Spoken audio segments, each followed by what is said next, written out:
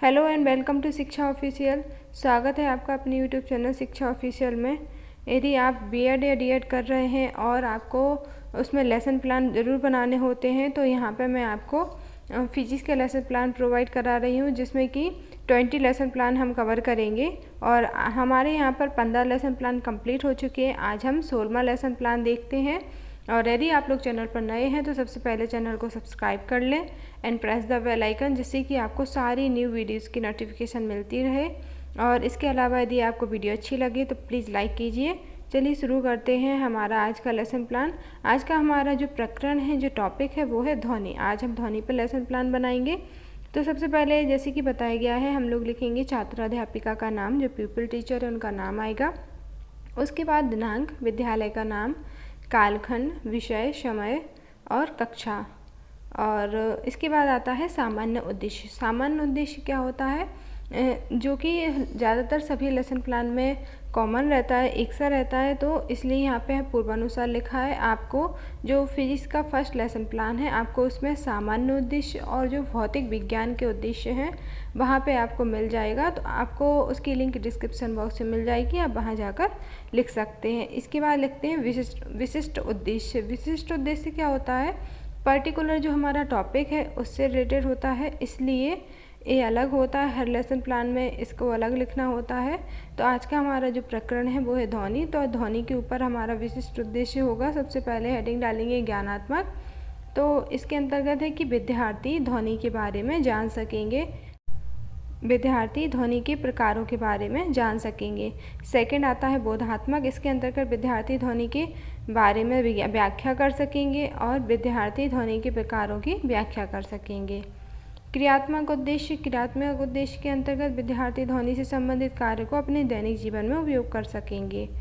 और लास्ट आता है कौशलात्मक उद्देश्य। इसके अंतर्गत विद्यार्थियों में ध्वनि को चार्ट के माध्यम से प्रदर्शित करने का कौशल विकसित हो सकेगा। फिर आता है सहायक सामग्री। सहायक सामग्री जो कि हमें हर लेसन प्लान में चाहिए होती है, कोई ना कोई जो भी हमारा जो सामग्री रहती है वो हमें लिखनी होती है। जैसे कि हम जो यूज़ करते हैं चौक, डस्टर, श्याम पट्ट, चार्ट आदि, इस तरह से इसमें लिखेंगे। और इसके बाद आती हैं शिक्षण विधियाँ। शिक्षण विधि में प्रश्नोत्तर विधि, व्याख्यान विधि, प्रदर्शन विधि। इसके बाद है पूर्व ज्ञान। पूर्व ज्ञान, बच्चों को इस टॉपिक के बारे में कितनी नॉलेज है उसके बारे में लिखेंगे। तो विद्यार्थी ध्वनि के बारे में सामान्य जानकारी रखते हैं। नेक्स्ट आता है प्रस्तावना प्रश्न। प्रस्तावना प्रश्न क्या होता है, प्रस्तावना प्रश्न में हम बच्चों से कुछ बेसिक से क्वेश्चन करते हैं और इसके बाद हम अपना उससे उद्देश्य जानने की कोशिश करते हैं कि हमारा उद्देश्य क्या है, हमें बच्चों को पढ़ाना क्या है। तो हम बच्चों से बेसिक से क्वेश्चन इससे करेंगे। जैसे कि इसमें कॉलम बनाएंगे क्रमांक, छात्र अध्यापिका क्रिया, छात्र अनुक्रिया। और सबसे पहले प्रश्न करेंगे, छात्रों आपको कैसे पता चलता है कि एक पीरियड समाप्त हो गया है। तो छात्र यहाँ पे आंसर देखेंगे घंटी की आवाज़ से। और फिर हम क्वेश्चन करेंगे विज्ञान की दृष्टि से आवाज़ से आपका क्या तात्पर्य है। तो छात्र यहाँ पे आंसर देंगे ध्वनि से। हम फिर प्रश्न करेंगे कि ध्वनि के बारे में विस्तार से बताओ। छात्र यहाँ पर निरुत्तर हो जाएंगे क्योंकि उन्हें इसके बारे में नॉलेज नहीं होगी। और इसके बाद हमारा उद्देश्य यहीं से निकल के आ जाता है कि बच्चों आज हम ध्वनि के बारे में विस्तार पूर्वक अध्ययन करेंगे।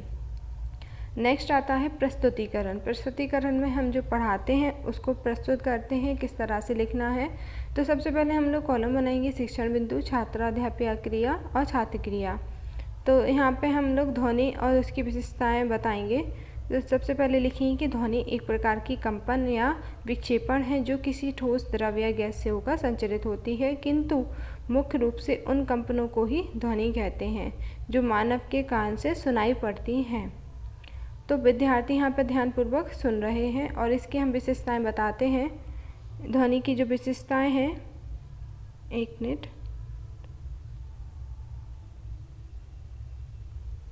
ध्वनि की जो विशेषताएं हैं उसको यहाँ पर बताएंगे कि ध्वनि एक यांत्रिक तरंग है और ध्वनि के संचरण के लिए माध्यम की ज़रूरत है और निर्वात में ध्वनि का संचरण नहीं होता है।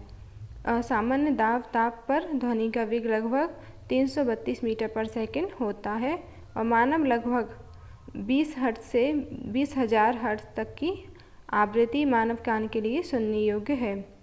और किसी भी तरंग के वेग, तरंग दैर्घ्य व आवृत्ति में जो संबंध है उसको यहाँ पे शो कराया गया है।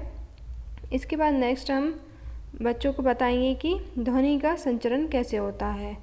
तो हम हेडिंग डाल देंगे ध्वनि का संचरण और बच्चों को बताएंगे कि स्रोत से ध्वनि का हमारे कानों तक पहुंचना ध्वनि का संचरण कहलाता है। वह पदार्थ जिससे होकर ध्वनि का संचरण होता है उसे माध्यम कहा जाता है। यह माध्यम ठोस, द्रव या गैस कुछ भी हो सकता है। ध्वनि के वेग का क्रम क्या है? तो ठोस, द्रव और गैस। मतलब कि ठोस में ध्वनि का वेग ज़्यादा होगा, उसके बाद द्रव में और गैस में सबसे कम होगा। बच्चे यहाँ पर ध्यानपूर्वक सुन रहे हैं। जब हम एक वस्तु माना कि जब एक वस्तु कंपायमान होती है तो यह माध्यम के चारों ओर कणों को कंपित कर देती है। यह कंपमान वस्तु के संपर्क में रहने वाले माध्यम के कारण अपनी संतुलित अवस्था से विस्थापित होते हैं तथा एक कण पास वाले कणों पर बल लगाते हैं। इस प्रकार यह प्रक्रिया तब तक चलती है जब तक कि आवाज़ की तरंग सुनने वालों के कानों तक नहीं पहुंचती है। तो इस तरह से हम इसका फिगर बनाएंगे और इसके बाद ध्वनि के प्रकार बच्चों को बताएंगे कि ध्वनि कितने प्रकार की होती है। जैसे कि अपश्रव्य ध्वनि जो कि 20 हर्ट्ज से कम होती है, जो मानव को सुनाई नहीं देती है। इसके बाद श्रव्य जो 20 हर्ट्ज से 20,000 हर्ट्ज तक होती है, यह सामान्य मानव को सुनाई देती है। और प्राश्रव्य जो कि 20,000 हर्ट्ज से 1.6 गीगाहर्ट्ज तक होती है। और इसके बाद है अतिध्वनिक जो कि 1 गीगाहर्ट्ज से अधिक किसी माध्यम में केवल आंशिक रूप में ही संचित होती है। तो बच्चे यहाँ पर ध्यानपूर्वक सुन रहे हैं और नोट कर रहे हैं। आगे हम अपना जो श्यामपट्ट कार्य है उसको दिखाएंगे। इस तरह से ब्लैक बोर्ड बनाना है आपको भी। ये चार्ट आपको आसानी से मार्केट में अवेलेबल मिल जाएगा। तो इस तरह से हम उस टॉपिक डालेंगे और जो भी पढ़ाया है उसका फॉर्मूला या उसके टाइप्स यहाँ पर दिखाएंगे। तो आपको भी इस तरह से चार्ट बना लेना है और अच्छे से डिज़ाइन कर लेना है। इसके बाद है जिससे आपका लेसन प्लान और अच्छा लगेगा। इसके बाद हम बच्चों से पुनरावृत्ति प्रश्न करेंगे जो कि बच्चों को कोई रिवीजन इससे हो जाता है और बच्चों को जल्दी से याद भी हो जाता है। हम उनसे छोटे छोटे क्वेश्चन वहीं क्लास में ही करेंगे और इसमें बच्चों से पूछेंगे कि ध्वनि से आपका क्या तात्पर्य है, ध्वनि की विशेषताएँ लिखिए, ध्वनि का वेग कितना होता है और संपीड़न और विरलन में क्या अंतर है। और इसके बाद बच्चों को गृह कार्य देंगे कि ध्वनि के प्रकारों का वर्णन कीजिए और ध्वनि का संचरण किस माध्यम से कम और किस में अधिक होता है व्याख्या कीजिए। इसके बाद लास्ट जो हमारा रहता है वो रहता है हस्ताक्षर तालिका। हस्ताक्षर तालिका में छात्राध्यापिका हस्ताक्षर, प्राध्यापक हस्ताक्षर, पर्यवेक्षक हस्ताक्षर और प्राचार्य हस्ताक्षर। इस तरह से हम हस्ताक्षर तालिका के कॉलम बना लेंगे और यहाँ पे आज का हमारा जो लेसन प्लान था ध्वनि से रिलेटेड वो कंप्लीट हो जाता है। और यदि आपको वीडियो अच्छी लगे तो प्लीज़ लाइक कीजिए एंड चैनल को सब्सक्राइब कर लीजिए। Thank you for watching.